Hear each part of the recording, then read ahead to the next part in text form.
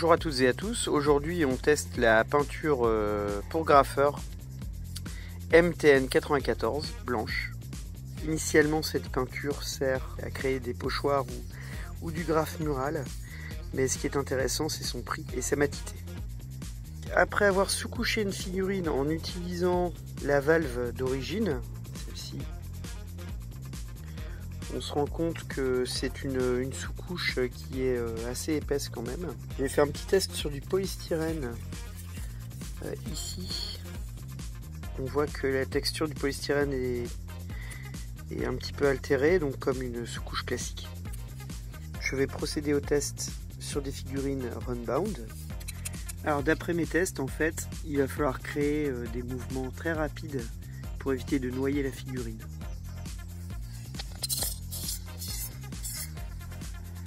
C'est extrêmement couvrant, donc par rapport à une sous-couche Army Painter ou Games Workshop, on va avoir quelque chose de beaucoup plus épais au niveau de la couche de peinture. On procédera à plusieurs couches après séchage d'au moins 1 heure. Petit test sur les caps, donc les valves.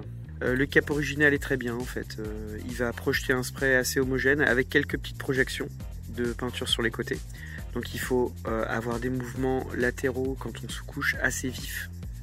La Skyny Pro que je déconseille, elle va projeter des petites gouttelettes de peinture sur les côtés parce que le but c'est d'avoir un trait assez plat en fait, donc avec un nuage central circulaire.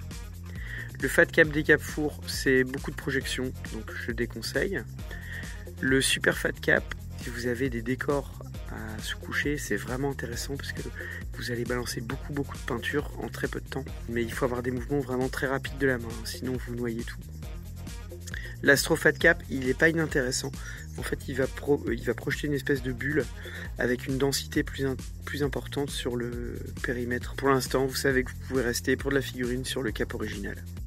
Petit détail intéressant, donc sur cette figurine que j'avais sous-couchée avec un cap classique, vous voyez que le bout du manche de l'arme ici était un petit peu noyé par la peinture et ça s'est rétracté au bout d'une demi-heure. On a un petit effet de granulosité que je trouve pas désagréable, moi ça me plaît.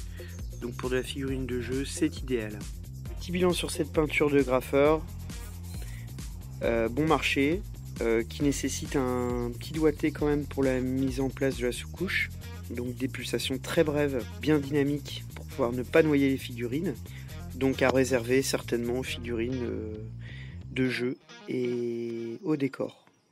Voilà, si vous avez des questions, n'hésitez pas en commentaire.